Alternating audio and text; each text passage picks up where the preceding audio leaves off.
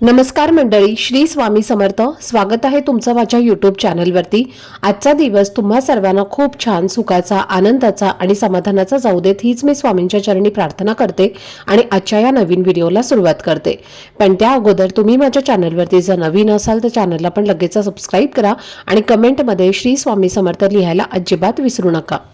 उद्या 15 फेब्रुवारी रविवार आणि या दिवशी पवित्र महाशिवरात्र आलेली आहे, जी मागील महिन्याच्या कृष्ण पक्षातील त्रयोदशी तिथीला साजरी केली जाते.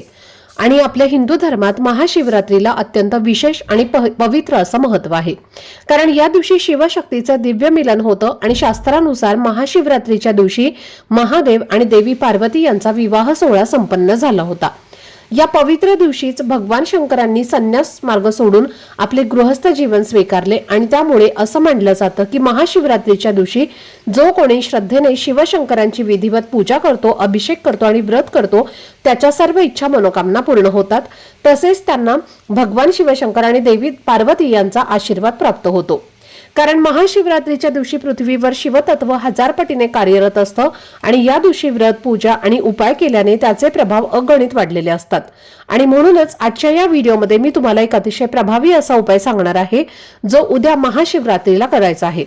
या उपायासाठी उपवास आवश्यक नाही, पण प्रत्येक आईने आपल्या मुलांसाठी हा उपाय नक्की करा. कारण या उपायामुळे मुलांवरील सर्व संकट, दोष, विघ्न, अडचणी दूर होतात आणि त्यांच्या अभ्यासात आणि शिक्षणात प्रगती होते. नोकरीत आणि व्यवसायामध्ये भरभरून अशी प्रगती मिळते आणि त्यांच्या जीवनातील प्रत्येक इच्छा आणि मनोकामना पूर्ण होतात. तसेच प्रत्येक क्षेत्रात त्यांची प्रगती होते.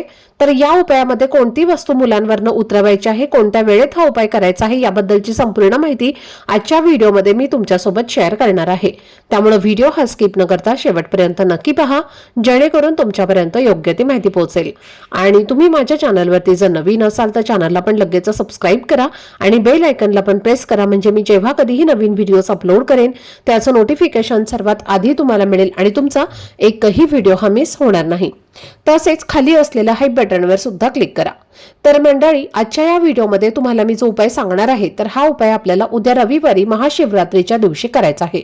आणि हा उपाय आपल्या घरातील अगदी लहान मुलांपासून ते मोठ्यांपर्यंत सर्वांसाठी करायचा आहे.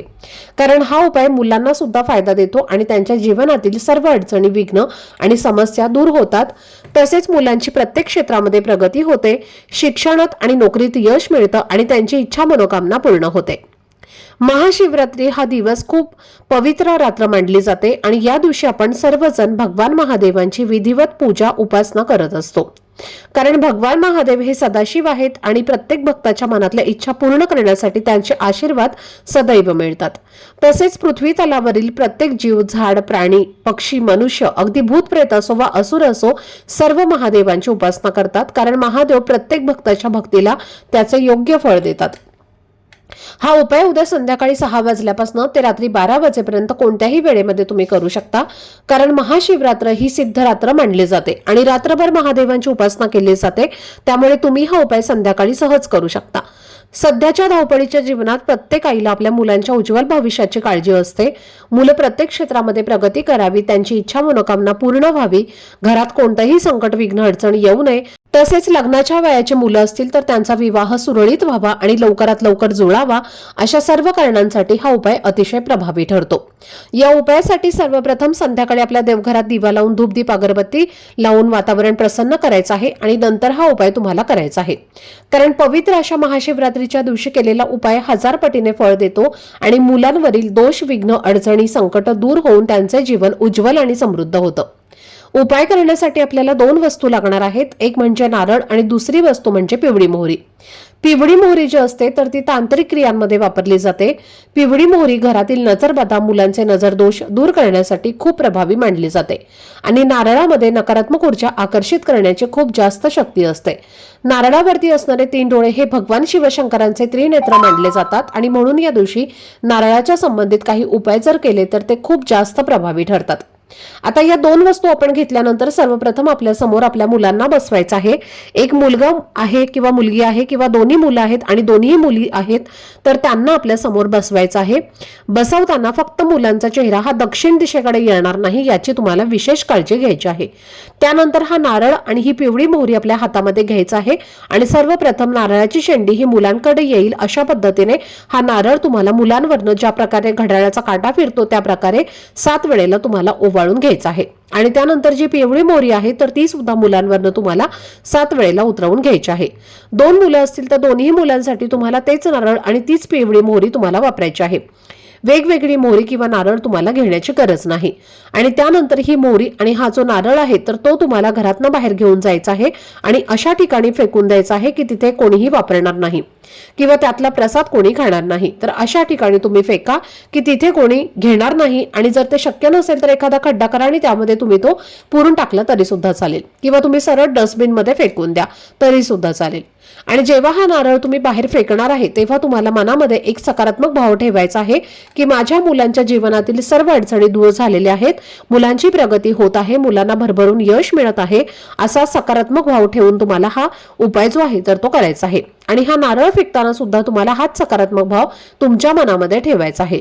तसेच तुमची मुलं जर बाहेरगावी शिकायला असतील तर अशा वेळी मुलांचा फोटो असेल तर फोटोवरनं तुम्हाला हा नारळ आणि ही मोहरी जी आहे तर ती उतरवून घ्यायची आहे किंवा तुम्ही मुलांना व्हिडिओ कॉल करून सुद्धा ते उतरवू शकता. तसेच हा उपाय तुम्ही तुमच्या घरात एखादी व्यक्ती सतत आजारी राहत असेल, सतत त्या व्यक्तीला दवाखाना चालू असेल तर त्या व्यक्तीसाठी सुद्धा तुम्ही हा उपाय जो आहे तर तो करू शकता. हा उपाय नजर दोष, नजर बाधा दूर करण्यासाठी खूप प्रभावी मानला जातो. म्हणून मुलांसाठीच नाही तर मोठ्या व्यक्तीसाठी सुद्धा हा उपाय जो आहे तर तो तुम्ही करू शकता. त्याचबरोबर महाशिवरात्रीच्या दिवशी प्रत्येकाने आपल्या मुलांच्या गळ्यामध्ये रुद्राक्ष जो आहे तर तो नक्की घाला. जर आपल्या मुलांच्या गळ्यात रुद्राक्ष असेल तर आपल्या मुलांवर कोणतंही संकट, विघ्न, अडचणी ज्या आहेत तर त्या कधीच येत नाहीत. जो रुद्राक्ष असतो तर तो खूप चांगला असतो आणि त्यामुळे मुलांचा अभ्यासामध्ये लक्ष जे आहे तर ते केंद्रित होत असतं. मुलांची बुद्धिमत्ता जी आहे तर ती सुद्धा वाढते. तर पहा, तुम्ही मुलांमध्ये सकारात्मक आरोग्य आणि शांत स्वभाव जर तुम्हाला मुलांमध्ये हवा असेल तर तुम्ही मुलांना 5 मुखी रुद्राक्ष घालायचं आहे. आणि जर शाळेमध्ये तुमची मुलं कमकुवत असतील, वीक असतील तर शाळेमध्ये तुम्हाला मुलांची एकाग्रता वाढवायची असेल, अभ्यासामध्ये त्यांची एकाग्रता वाढवायची असेल, मुलांना सतत अभ्यास करायचा आळस येत असेल तर त्या समस्या मुलांच्या दूर होण्यासाठी 6 मुखी रुद्राक्ष जो आहे तर तो घालायचा आहे. आणि जर मुलं अभ्यास करत आहेत पण तो त्यांच्या लक्षातच राहत नसेल, त्यांना काही आठवतच नसेल तर अशा मुलांच्या गळ्यामध्ये गणेश रुद्राक्ष घालायचा आहे.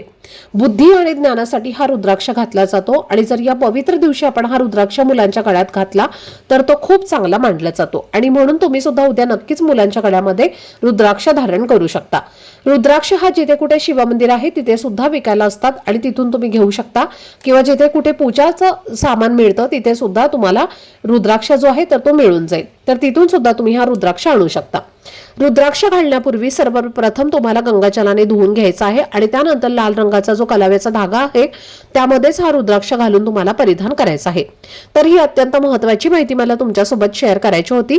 आजचा हा व्हिडिओ जर तुम्हाला आवडला असेल, माहितीपूर्ण वाटला असेल तर व्हिडिओला लाईक, शेअर आणि चॅनलला सबस्क्राईब नक्की करा. भेटूया पुढच्या व्हिडिओमध्ये. तोपर्यंत सर्वांना श्री स्वामी समर्थ.